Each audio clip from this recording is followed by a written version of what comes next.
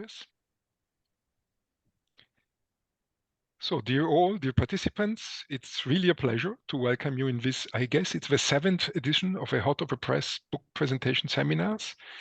And today, as you well know, of course, we have the pleasure of having Thomas Maloutas with us. I will shortly present him and also the discussant afterwards, and then we'll give the floor to him.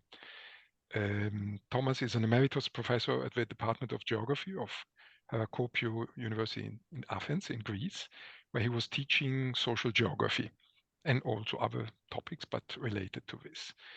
He carried a lot of research on these issues of segregation, etc. And he studied actually, he's a very French oriented person, differently from many others, actually, which is, I think, interesting. He studied in Paris for all his undergraduate and graduate studies, and in architecture and geography. And his research interests spark from social and spatial changes in cities and in world cities, in global cities, urbanization processes, housing, welfare system, as well as gentrification processes. And on this topic in specifically, he made some very important contributions, at least not only to, according to me, but many others, alerting scholars to be more context sensitive in analyzing these processes and avoiding labeling as gentrification everything going on in cities, and underlining that the processes which are below this process are not as homogeneous as the theories would like to put forward. He's also a scholar of process of segregation, and actually the initiator of the Athens Social Atlas. I will share the link with you afterwards in the chat box, but it's an interesting tool available online to everybody who is interested in these issues. On the topics, of course, he published a lot. I will share also the Google Scholar link later on. And however, I think that's an important element of his career. Beyond being a scholar, he played also an important role in educational and research policy. In particular, he was for a relatively short period of time, but still, the director of the National Center for Social Research, ECHE, and also the General Secretary for Research and Technology of the Ministry of Education. And so I think it's an interesting role where he could put all his experience within the academic system and also a broader view with an international perspective into the Greek landscape. So welcome and thank you very much for being with us, Thomas. We have also Professor Roberta Cucca from the Norwegian University of Life Sciences close to Oslo, but I will present her later on before she will be discussing Thomas' presentations.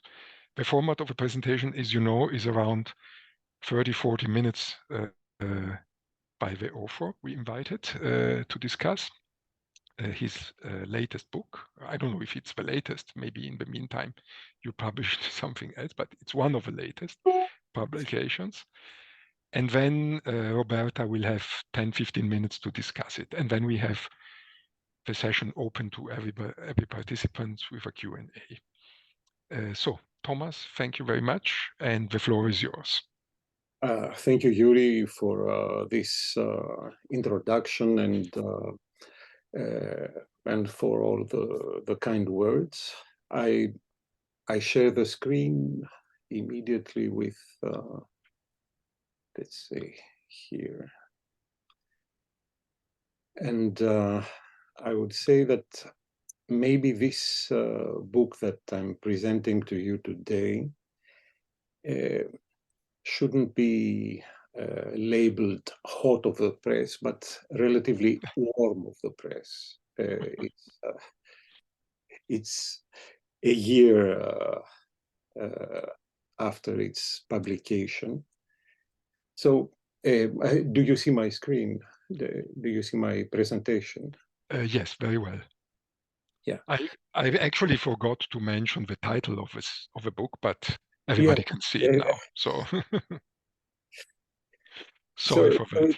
It's an edited book. We edited with Nikos Karadimitriou He's an associate professor at the Bartlett School of UCL. And with him, we published more than 20 years ago a paper in IJER related to vertical segregation in Athens. But during these 20 years, many things happened. And now, what this book brings is relatively different to what we had to say then. The focus of the book is urban micro-segregation. In fact, hierarchies and separations in microspace. Vertical cities is about vertical segregation, which is maybe the most common form of micro-segregation. And this is a volume containing chapters on 22 different cities across the world. Half of them are in Europe, but 5 East Asian, 3 in Latin America, and 2 in the Middle East.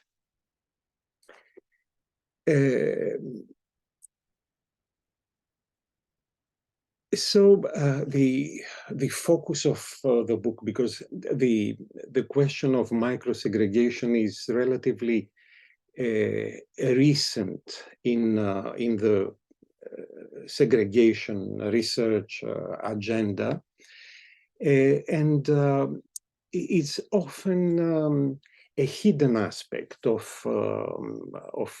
segregation in segregation studies. I will say a few words about this later on. And of course, a main point is the potential effects of microsegregation, which if microsegregation does not have important effects in terms of social reproduction, then who would care about it?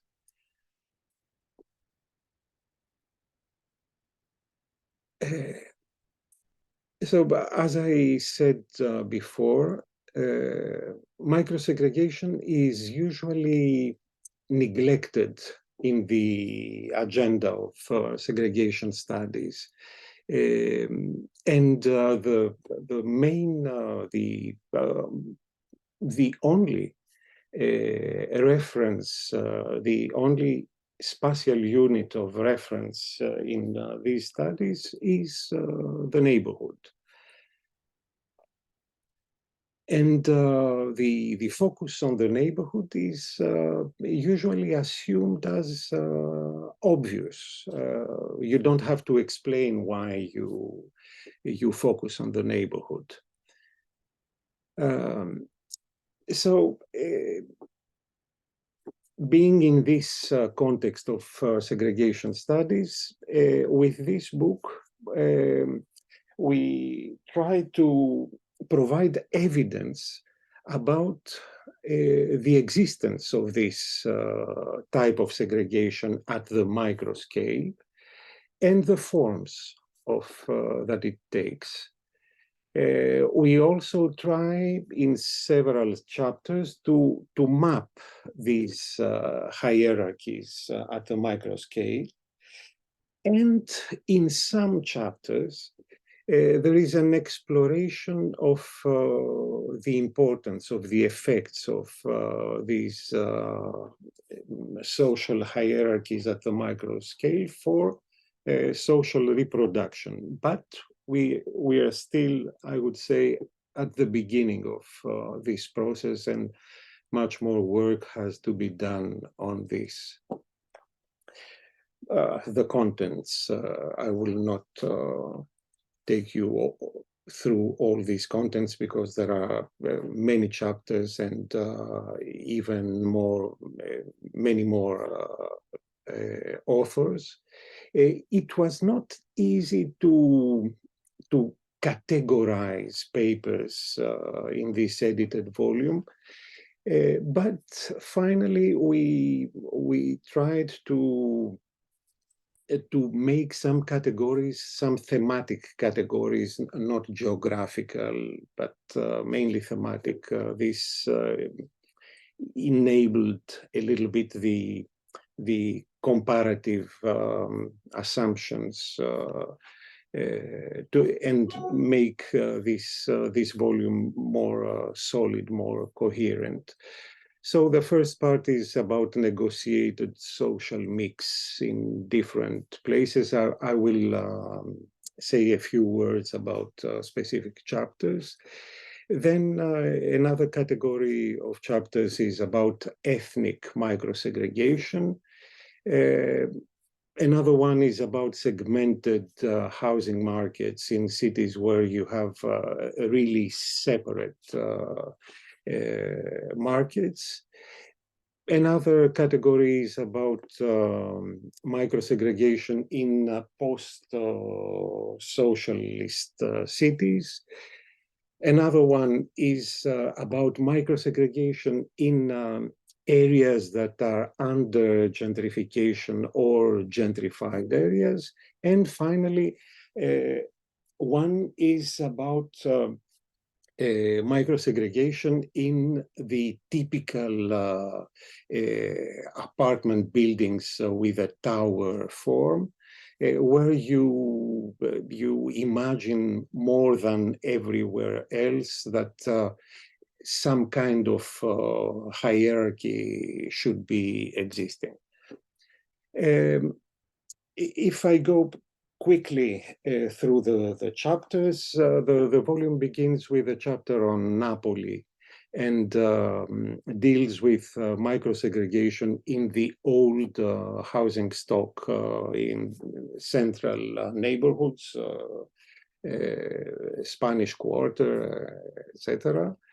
And the next one is about two cases of microsegregation, very different cases of microsegregation, but very adjacent in space and in the same neighborhood in central Marseille. The next one is about Beirut in middle-class neighborhoods, but dealing with invisible housing spaces that create a kind of social mix in this city. Then there are two chapters on Athens. One making the history of how the rationale and the research agenda about microsegregation, vertical segregation has appeared, and another one is focused on the intricacies of mapping. How can you map this vertical thing on a two-dimensional map? The next one on Amsterdam makes you,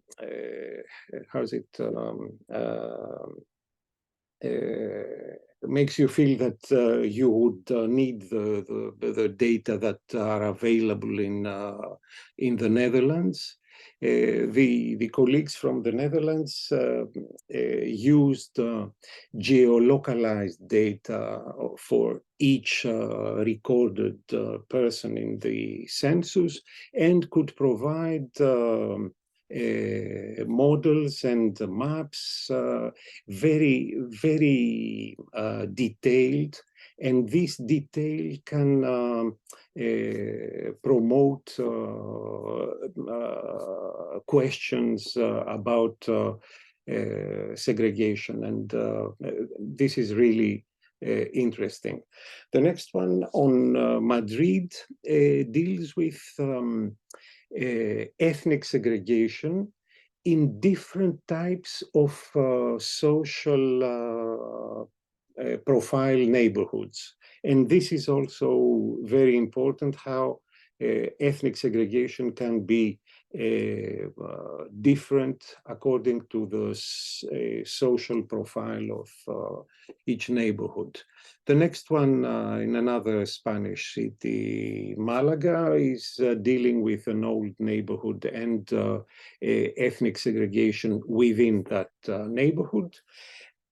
And the other one on Chinese cities, the three main Chinese cities, Beijing, Shanghai, and Guangzhou, deals with different types of microsegregation in these three cities.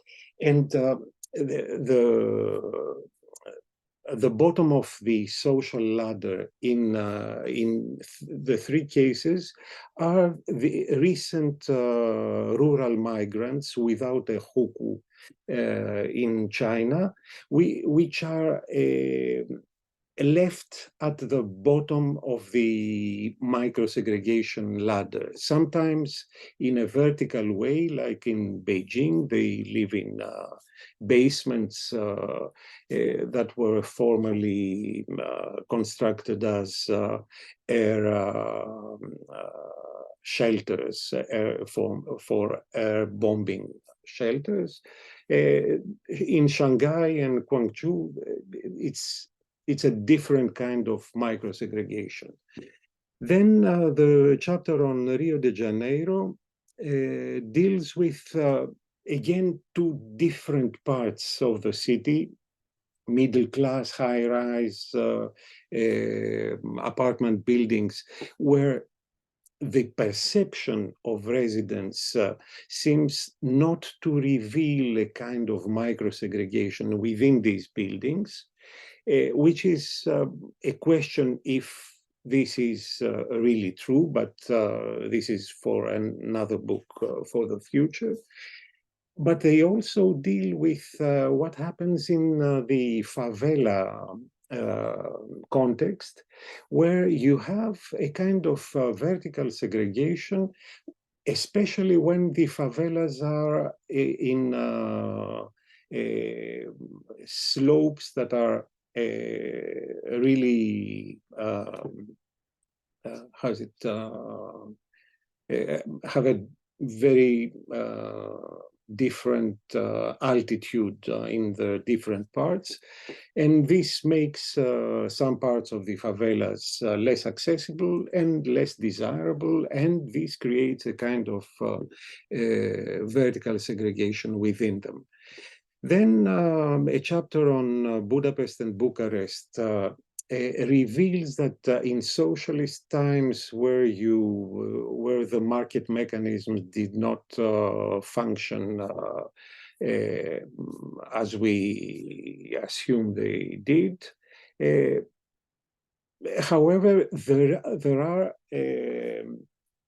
signs of vertical segregation within these times, according to census data from that period. Another chapter on Budapest makes a comparison of microsegregation in different types of housing stocks and coming from different periods.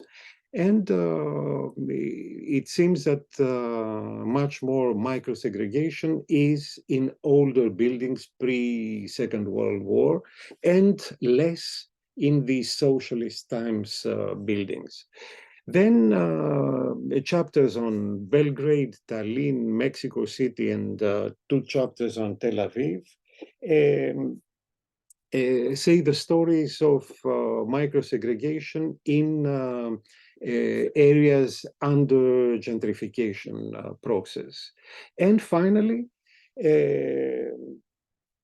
microsegregation in tower housing buildings are dealt on in the chapters on Seoul, Hong Kong, Santiago in Chile, and unexpectedly in the towers of Vienna.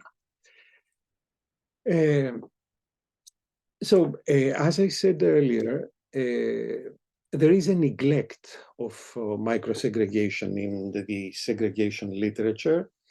And this is related to the fact that the focus of segregation studies has traditionally been oriented to the US urban context. And this US urban context is mainly the low-rise city, the sparse building, the sprawled city, the expanding city, and at the same time, the unregulated and left to the market city. So the shifting and sorting enables in an expanded space to produce socially and racially uniform spaces. And this has oriented the rationale of investigation of desegregation literature to be focused unilaterally on the neighborhood level. So the interest for micro-segregation comes mainly from outside the US urban context. And it comes from dense cities, high-rise residential urban areas, and from urban areas that have a big past. And this past creates more intricate social hierarchies at the micro scale.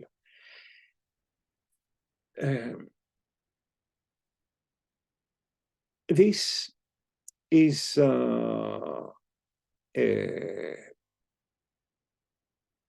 adding a specific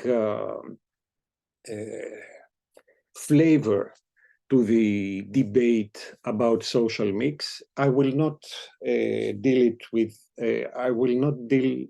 it here, but a little bit later. If we take the vertical segregation and we go a little bit in the history of this type of micro-segregation, the most well-known example in history is, of course, vertical segregation in Paris of the 19th and early 20th century, although there are signs of vertical segregation even in ancient Rome, and there are archaeological evidence about this. The Parisian model is first floor, second floor, like the type of building that Claire lives now in Cambridge, where you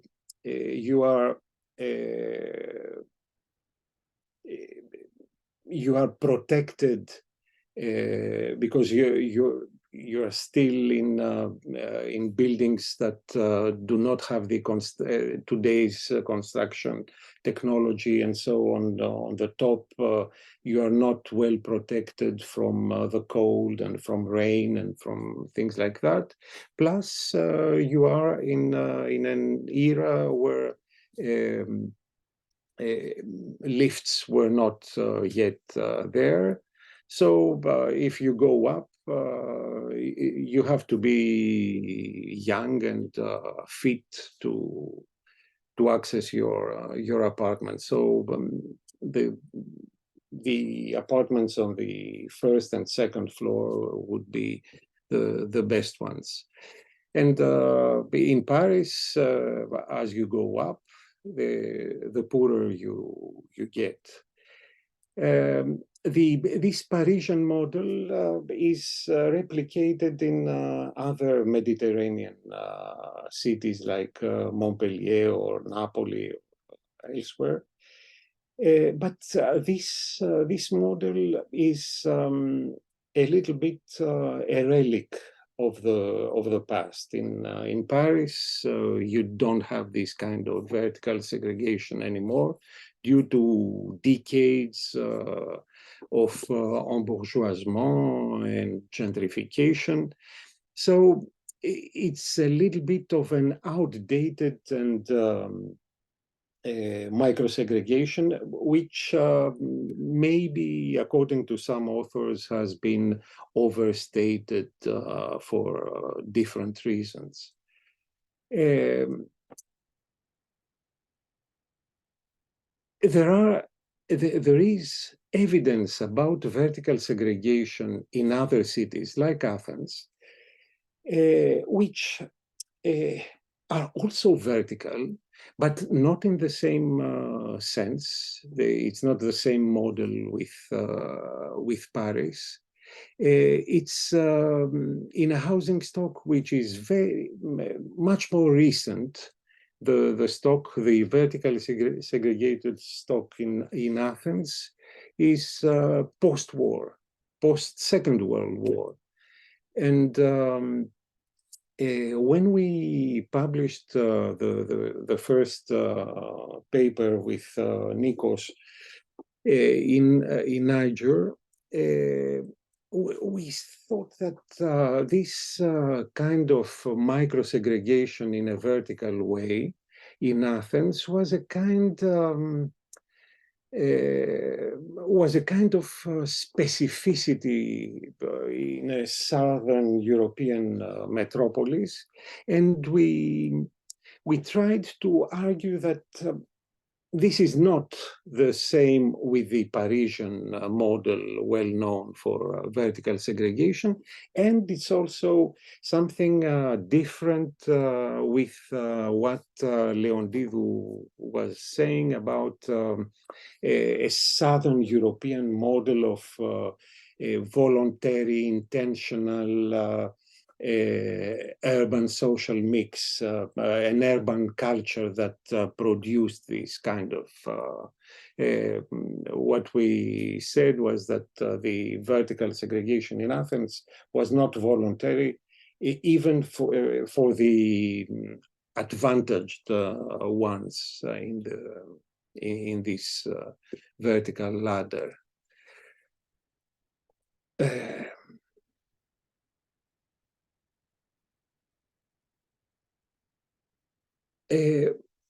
Through the years, we realized that this case of vertical segregation in Athens was not specific and particular for this city, as research on other cities started to reveal similar things in Napoli, in Bucharest, in St. Petersburg, Malaga, London. And this book that I'm talking about today tries to bring evidence from a little bit everywhere and try to examine them, examine this evidence through the same lens of micro-segregation. Once more, there is an absence of cities from the English-speaking world. In another volume I edited 10 years ago, there was also an absence of English-speaking world cities. This is becoming a habit for me, but is this justifiable for a volume like this not to have contributions from the English-speaking world? I would say no. For two reasons. One reason is that maybe the typical and a bit older metropolis of especially the new English-speaking world is very extended and, as I said, with homogeneous neighborhoods but gentrification, which is developed there much more than everywhere else, is producing a kind of social mix that creates, assumingly, micro-segregation at the microspace. And on the other hand, it's not only what happens now with gentrification, but what is the past of these cities. In the segregation literature, it's been admitted, assumingly admitted, that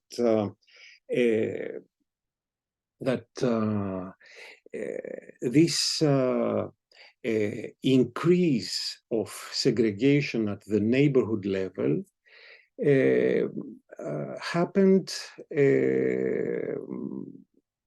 let's say, since the mid of the 20th century. And before that, the context was much more socially mixed at the neighborhood level. But what does this social mix mean? Was assumingly different of what it really is. And the work done by John Logan and his colleagues through the geolocalization of censuses of the 1880s and 90s, has proved that there was micro-segregation in many big cities of, most big cities of the East Coast, where you had, at the neighborhood level, a much more mixed racial population. But if you went at the micro scale, you had whites on the big streets, avenues, and blacks in the alleys and the small streets. And this, of course, made a difference and had an importance. How much time do I have? I would say 5 to 10 minutes. 5 to 10 minutes. If it's okay for you. Yeah. If I didn't have, I would skip the some more specific things I could say about Athens, but maybe in 5 or 10 minutes I can finish with that. On our part, these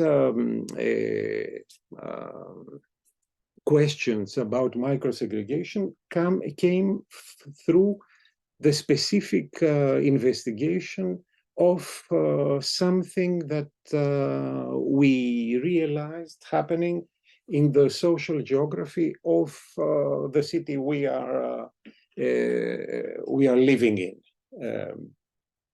And so, to expand a little bit on the vertical segregation in Athens, it's about a housing stock of 35,000 apartment blocks, which were produced by a specific housing system, land for flats, as we call it, antiparochi here, in a relatively short period, 1950 to 1980. There was a boom, a construction boom building boom at that period, which coincided, of course, with the rural migrants that came to the city. This housing system produced a typical kind of apartment building for reasons related to the entrepreneurial strategy of the constructors, which enabled vertical segregation, putting the best part of the housing stock on top, with views, larger apartments, large balconies, and things like that. And as you went down, apartments became smaller, darker, noisier, and so on.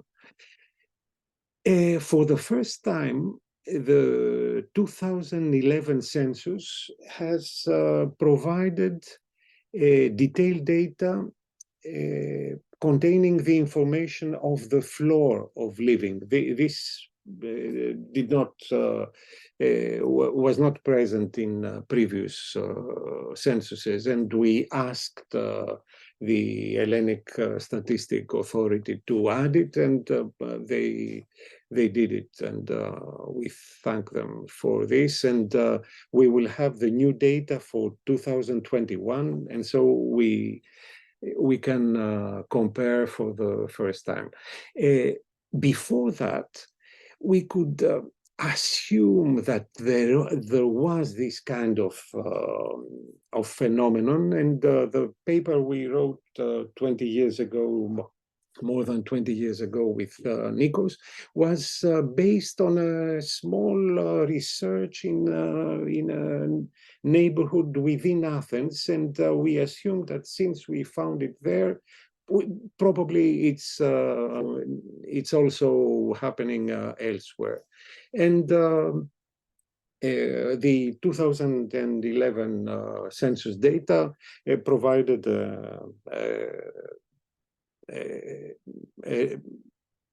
a corroboration of this assumption. And these two histograms show you that they are based on the detailed data on millions of recorded cases through the census. And you see that according to the floor, you have less workers on top floors and much more on lower floors, and even more in terms of ethnic identities. You have almost approximately 10% of poor migrants on top floors, and versus 70% on basements. This is a clear profile of vertical segregation in the broader Athenian center. And these are attempts of mapping vertical segregation, which is a challenge, as I told you, since you have to map something which is vertical on a two-dimensional space. But I don't think that we have the time to give you the details of these two attempts. There is a chapter in the book focused exactly on the specificities of how you can try to portray this vertical segregation. So we are more or less in the end.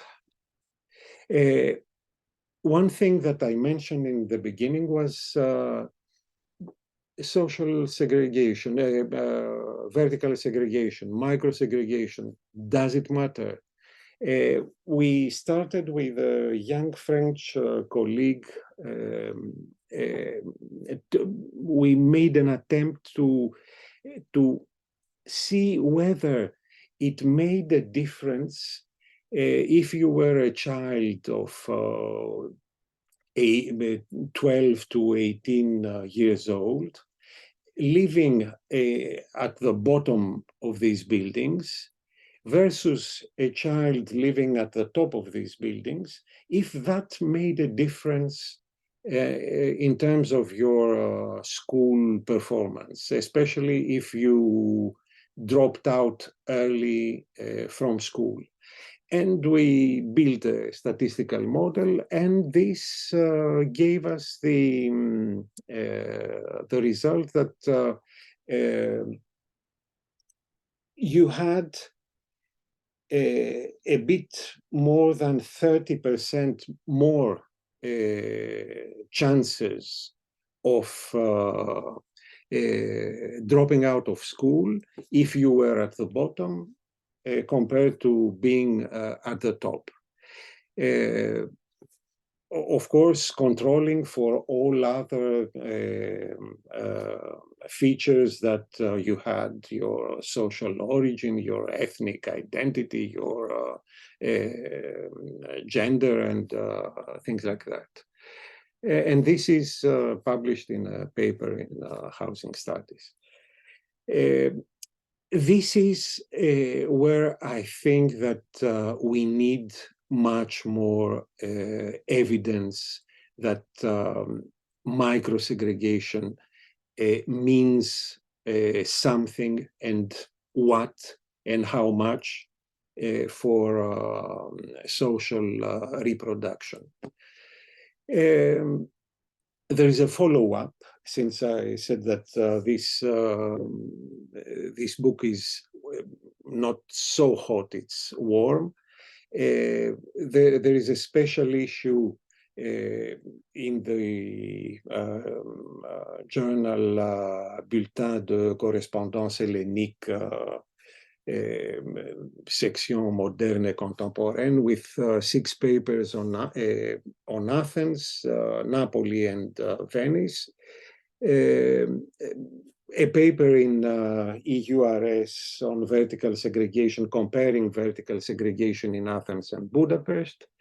There is a special issue going on in land with now 5 papers on one on Paris and Malmö, one on Szeged in Hungary, one on Rome, one on Fuzhou, one on Napoli again, and some forthcoming papers for Lima, Vienna, and Athens.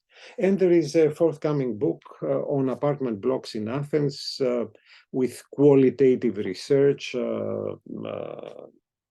narrating stories from 37 apartment buildings. So to conclude, I would say that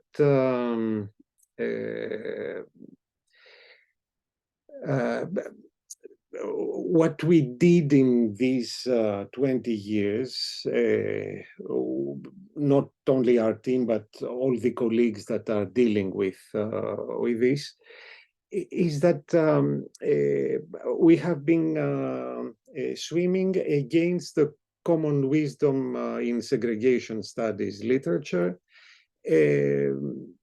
and challenging the fact that the neighborhood is the only important spatial level of analysis. This does not mean that we oppose the importance of the neighborhood as a spatial unit of analysis for segregation studies, but we would like to add the importance of effects that are happening below this level, at the micro level, let's say. And this creates questions about the meaning of social mix as a policy target, because when you put an emphasis on the importance of micro-segregation, then to mechanically increase social mix by redistributing poverty, for instance, is not enough.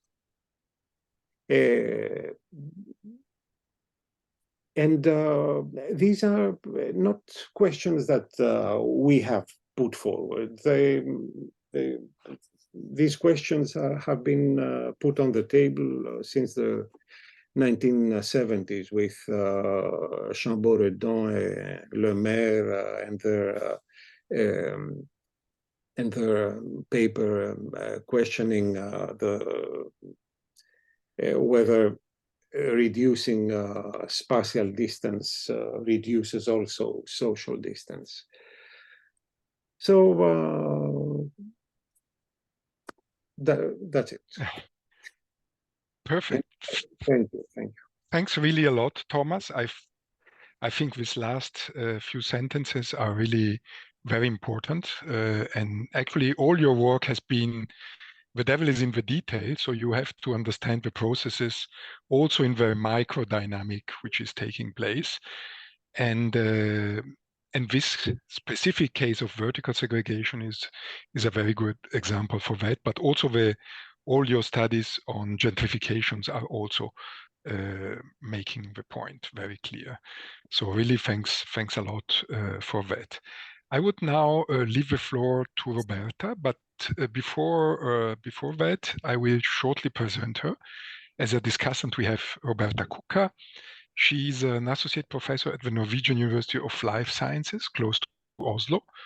And she has quite an international career, starting in Italy, moving across Europe and North America, from Milan to Vancouver and to Oslo via Vienna, where she was also a Marie Curie Fellow for 3 years. She works on gentrification, but also on green gentrification, segregation as well, vertical, but not only vertical, also school segregation.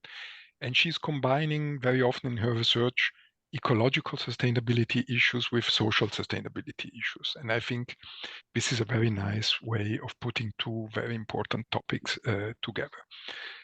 About all these themes, she published a lot, and she's also on the board of RC21, the research committee on urban and regional research of the International Sociological Association, and I'm really thankful that she accepted to act as a discussant today.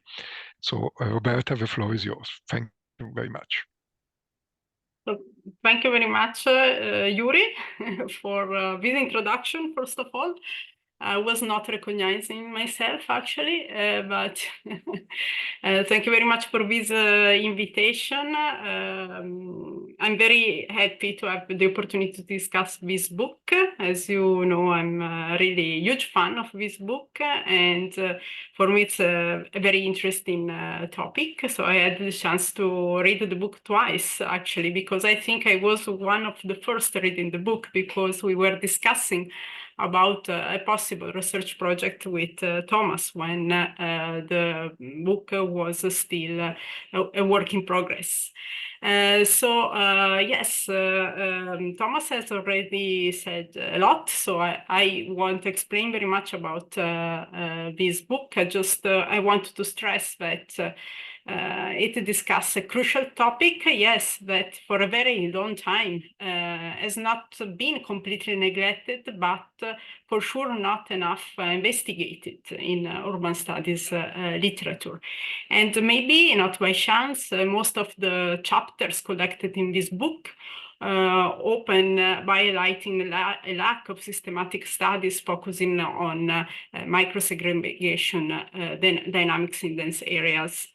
With this, I don't want to say that the implication of social mix has not been at the center of the reflection of urban scholars over the last decades. because social mix is a highly controversial topic with very important policy implications. But I would say our attention as urban scholars towards segregation dynamics in mixed neighborhood has not been so systematic. So this book was really needed. Instead, for example, we can say that this topic has been discussed and represented very much, for example, also in novels. Thomas has already in his introduction cited a few also novels, and also in movies. For example, we can think about the representation of the life in the Vasci in Napoli, in the Italian neorealism film production. And if we want to be more contemporary, we can also think to the quite large contemporary TV show production, Korean TV show production.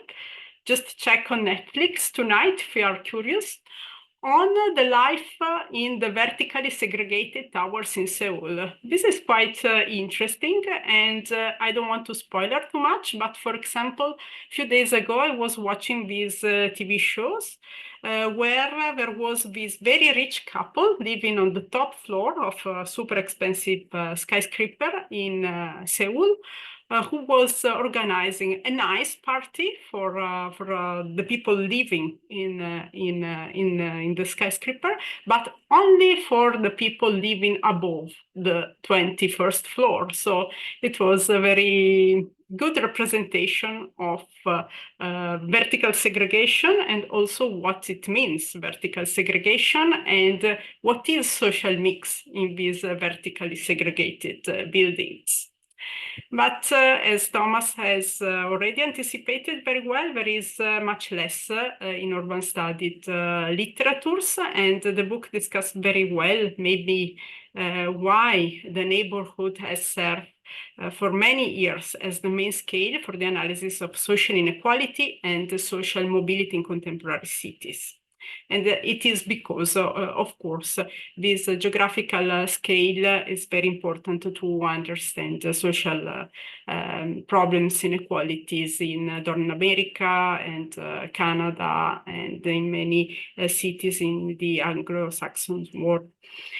Instead, compared to this, little attention has been devoted to the analysis of micro-segregation, and I guess this should have been also a little bit disturbing for urban scholars such as Thomas, who I guess has worked for a very large part of his life in Athens and has worked very much on social inequality, social mobility process in Athens, a city that is not very much characterized by high level of macro segregation dynamics, but still is characterized by high level of economic segregation and low social mobility. And indeed, this is also my case, being born and raised in Milano. And maybe this is also the reason why I was very much fascinated by this topic, and I consider this topic of high academic relevance. And actually today, after moving to Oslo, which is a city characterized instead by completely different situation, by very high level of residential segregation at neighborhood level,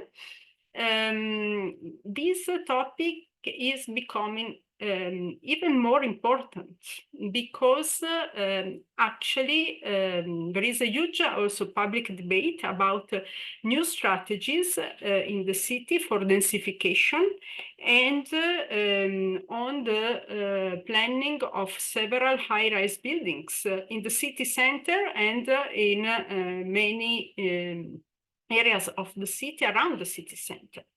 And the idea is that these high-rise buildings will be a very good strategy, a sort of solution in terms of environmental problems such as urban sprawl, but also energy efficiency.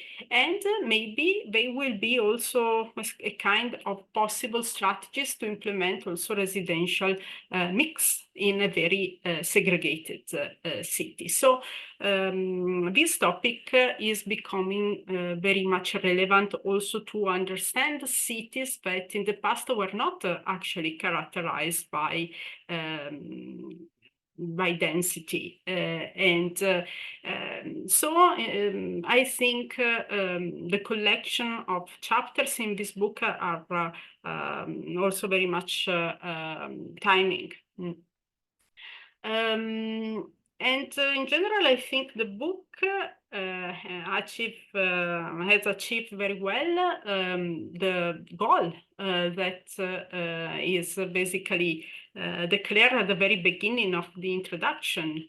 This wants to be a book about urban micro-segregation with a focus on its form, the role of housing markets in shaping the speciality of this form, and the impact on social reproduction. And so I don't have so many complaints as discussant, but I just want to use this opportunity to do some, because I have some questions for Thomas, and also to highlight some possible research gaps that that I think in the future will be very nice to also investigate together with also comparative overview of what is going on. So my first question is very simple, and it's in some way more a curiosity, and Thomas has already in some way replied to these questions in his presentation. And it was, I was calling this as underrepresentation, but actually it's a completely absence of case studies from cities, for example, in North America. And so I was wondering why. Also because in some way, if it's absolutely true that this kind of micro-segregation is not so relevant in cities characterized by such huge areas of micro-segregation in very large neighborhoods. At the same time, I think that something is changing in a very fast way. And for example, if we look to the largest cities in Canada, for example, the city of Toronto, and we look at what is going on the waterfront, we see an enormous process of densification with high-rise buildings, skyscrapers, and we see an interesting process in these large areas of North American cities. For example, when I was living in Toronto 10 years ago, already 10 years ago, a very high number of pensionists were selling their large villas in the suburban areas of Toronto in order to buy an apartment in these towers and enjoy a more urban lifestyle, and also, of course, enjoy some standard in the apartments very favorable to them.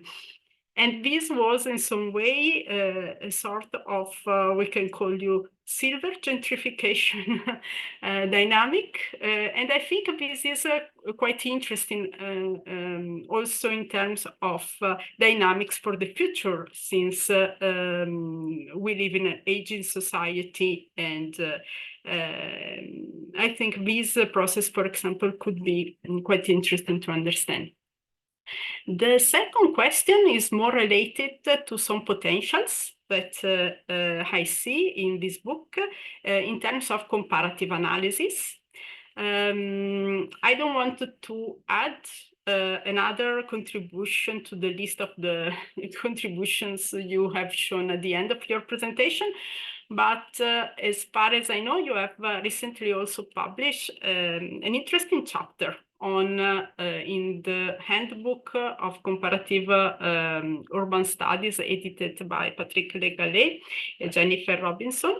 That, in my opinion, proposes some interesting considerations in terms of comparative dimension when we talk about small-scale segregation dynamics. And I think this is interesting also in terms of policy implications to understand differences among contexts when it comes to micro-segregation dynamics and understanding what are the mechanisms, but also what are the outputs and the implications in different contexts. Another question I have is more methodological. I think the book and some chapters are crucial also in terms of innovation in especially when it comes, for example, to the map that you were showing in your presentation, Thomas, about mapping vertical segregation in Athens. I think I found this chapter extremely interesting and inspiring, and I was wondering, however, if you can tell us more about also the challenges, methodological challenges when it comes to study vertical segregation, and what are also the opportunities in terms of, for example, mixed methods approaches to overcome these challenges that very often we have in collecting and analyzing the data. And finally, it's the last question I have. It's more in relation to policy implications and also in terms of interdisciplinary research. I was already mentioning before about these densification strategies that are becoming very, very important, not only in Canada, not only in Oslo, but in many cities worldwide, because they are supposed to be sustainable strategies, as I was explaining before. But I think here we have a research gap that asks for more interdisciplinary work about trying to understand better what are the environmental, economic, but also social implications of this vertical living. I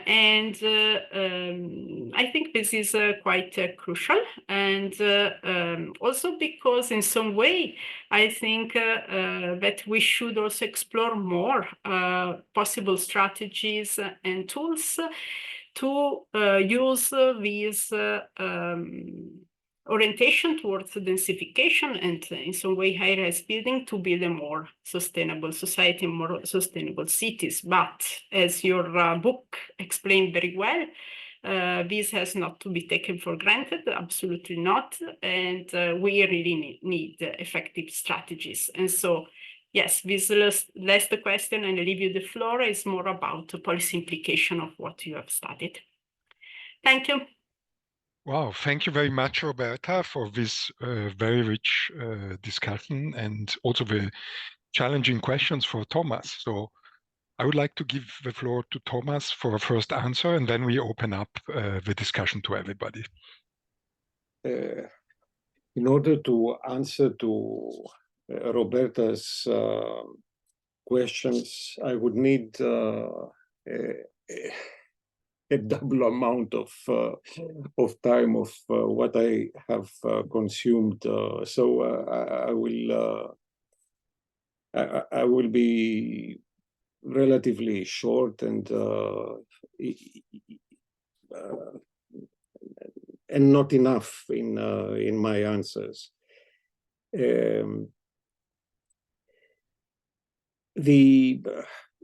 Let's say if I combine a little bit the first and the fourth questions, and the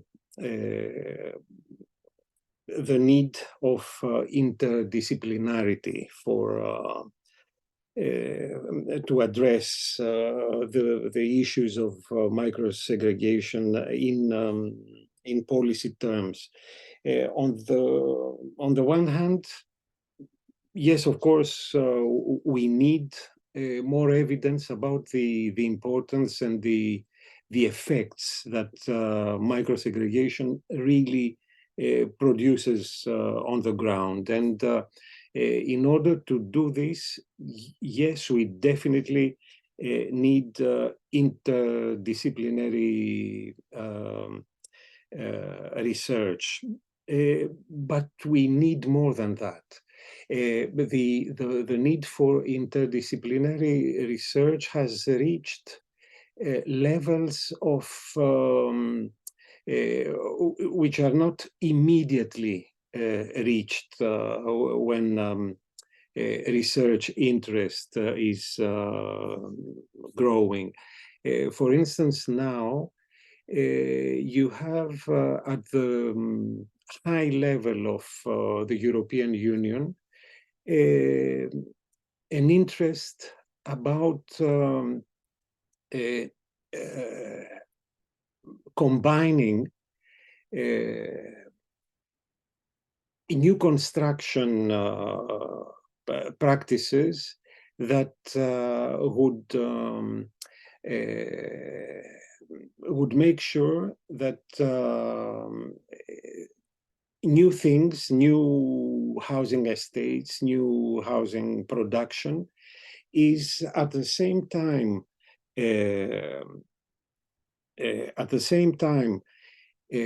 more effective in terms of greening and sustainability, more effective in terms of aesthetics, and this is a very fluid thing, and more inclusive, socially inclusive. And this is something that is promoted by the new European Bauhaus project, which is something that I believe in the next years will finance not only the usual suspects of public projects that would go in that way, but also to attract the private sector to be more inclusive, more green, and more aesthetic and quality of experience efficient.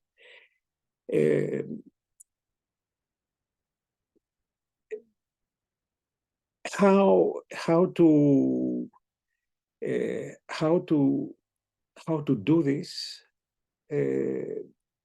I don't have the answer. On our part as researchers, I think what we have to do is provide more evidence and give fuel to movements that can promote this kind of policy needs.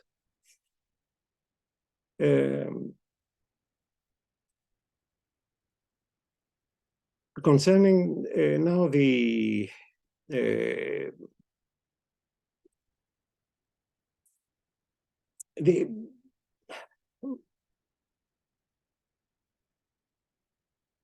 concerning the absence of microsegregation studies in North America and other parts of the new English-speaking world,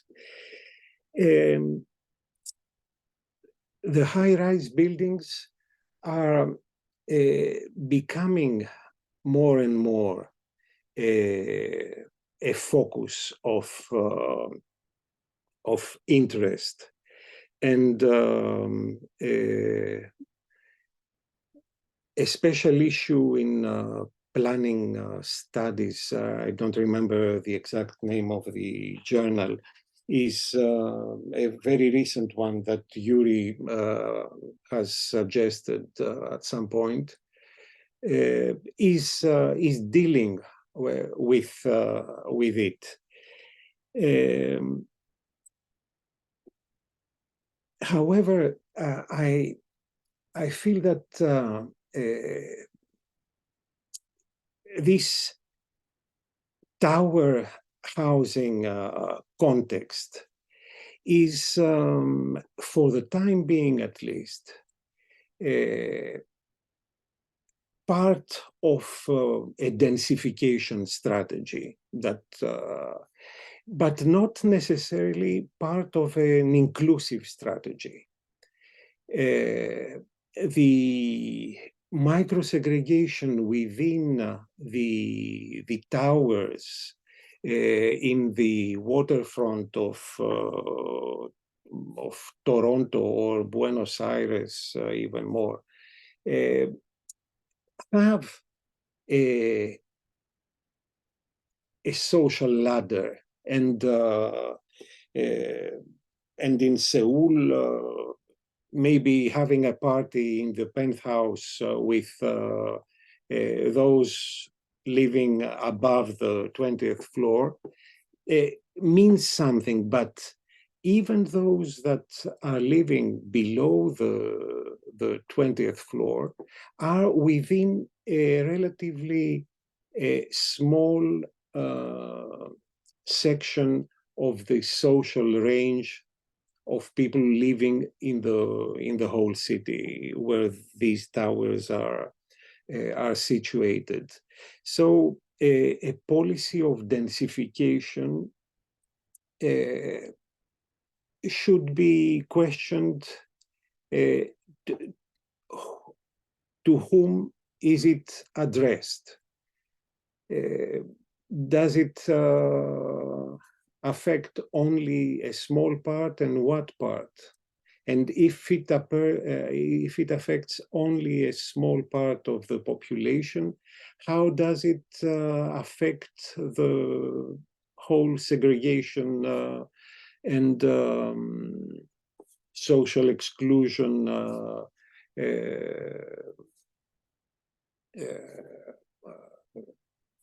processes in the city? Maybe there is need for more regulation, Vienna type, that would enhance the inclusiveness of these densified new construction contexts. About mapping vertical segregation, I could provide some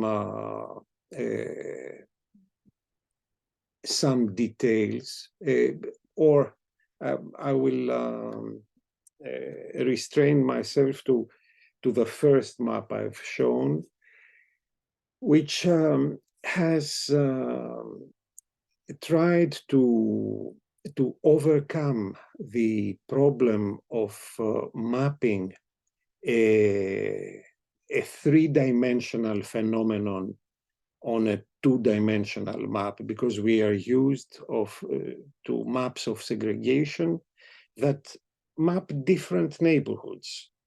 Neighborhoods of wealthy people, neighborhoods of poorer people, neighborhoods of whites, neighborhoods of blacks, and so on.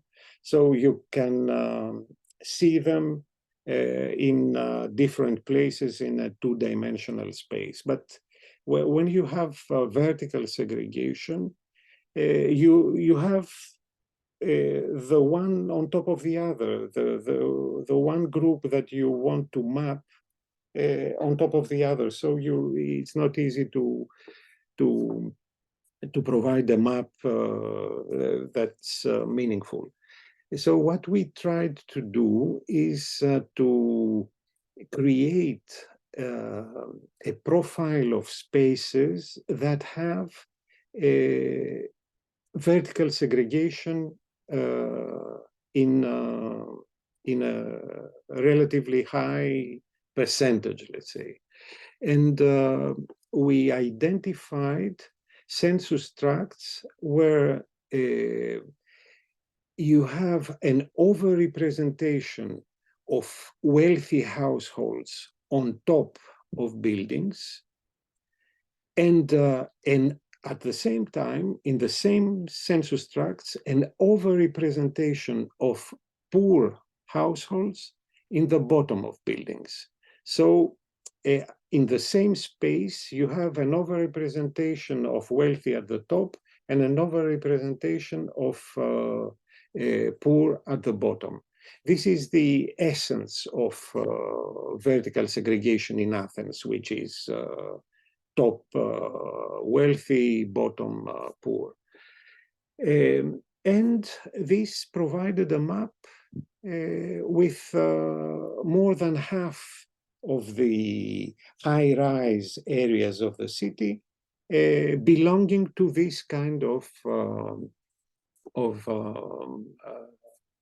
type of vertical segregation. Then we had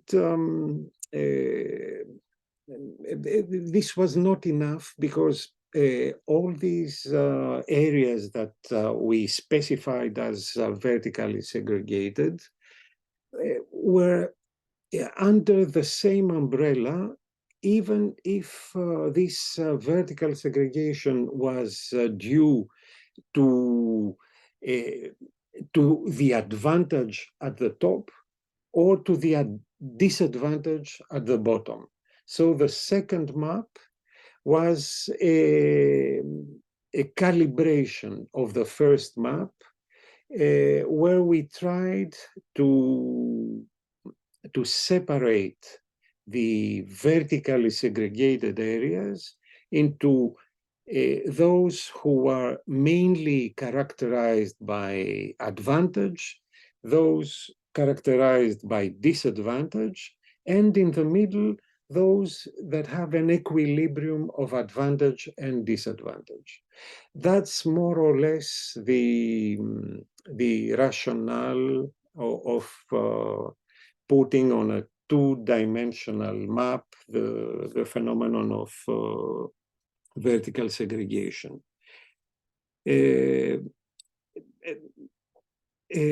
Roberta mentioned also the novels. Émile Zola wrote many things about vertical segregation in Paris, films, and I can say that in Athens, where we started this investigation on vertical segregation much later than popular fantasy and journalists had intercepted this phenomenon. And there was a name for those living on top of buildings and those living at the bottom of buildings. Before, there was scientific interest about that. So we are not pioneers in this case. We are lagging behind. And finally, you mentioned being raised in Milano and studied there. You may have gone through a lot of places now before going to Norway. I more or less stayed all my career in Greece, but tried to have open eyes here and there. But it's different how you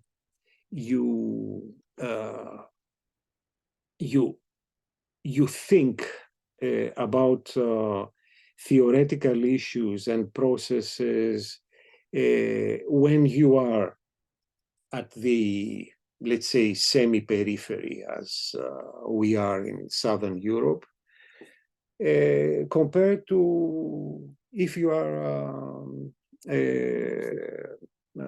living and working in Chicago, you see things in a relatively different way. Maybe starting from what you think is theoretical, but and universal. But sometimes this theoretical and universal is just your dominant context throughout the world. And in our case, you think that what you have in front of you is very peculiar and specific, and you have to compare it to the universal in order to make sense of it, and in order to be able to push it in the international literature. It's a different, it's a kind of inequality within our profession, but maybe in 200 years it will be less unequal. In 200 years, the vertical might be in space at yes. somewhere. Much earlier, probably. Other kinds of verticality. It's too many questions, but we can discuss them at some other opportunity. So thanks really a lot to both of you for the presentation, the questions and the answers. I think we have now some little time also for some questions from the audience or comments from the audience. So whoever would like to pose a question or make a comment, please raise your hand and write your question down, or unmute yourself and ask your question.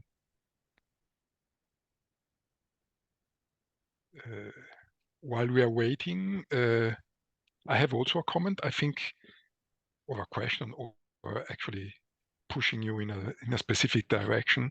I think that would be a perfect topic for a comparative project, actually. And Roberta already went in this direction with her proposal, but I think we should maybe go beyond the Norwegian research fund and maybe looking for European money. That would be a potential option for the future.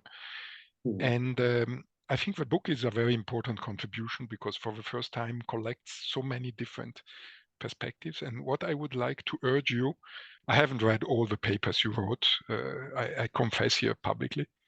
But I think what I would like to see would be a paper like the ones you wrote about contextuality and gentrification related to vertical segregation and micro-segregation. That would be really fantastic. Combining some strong theoretical arguments related to the dynamic linking market forces and regulation, because in Vienna, the vertical segregation emerging in Vienna with a rooftop and flats is a regulatory, let's say, perverse effect, because the last floor is allowed to go on the market, while all other floors are regulated, even strongly regulated. So it's interesting to see how regulation and market forces might interact in very specific ways, producing very context-specific outputs. But there might be a theoretical frame which is able to accommodate these diversities. And that would be really a very interesting contribution you could provide us with, given also your experience on this topic. I'm afraid that what's in Vienna is like you're leaving the door a little bit open. The market does not need a fully open door. It opens it then by itself. I hope Vienna can resist more than. Let's hope. So far, the market regulation affect, in the extreme case, 11% of the housing stock. Yeah. So, which is still very little compared to the social housing stock, which is 43%, more or less. So we try to resist, but who knows how long it will go. And if in space you have penthouses on top of, you create a kind of micro-segregated space, which maybe have negative effects. Yeah, absolutely. Yeah. Okay. Is there any? We have a few more minutes, up to 6:30. So if anybody would like to make a comment or provide us with a question, feel free to do so. It's 2 minutes.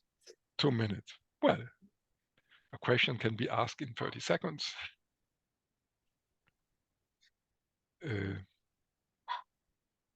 Otherwise, we thank you both very much for your presentation. I will strongly encourage everybody to read the book, at least some chapters of the book and the introduction.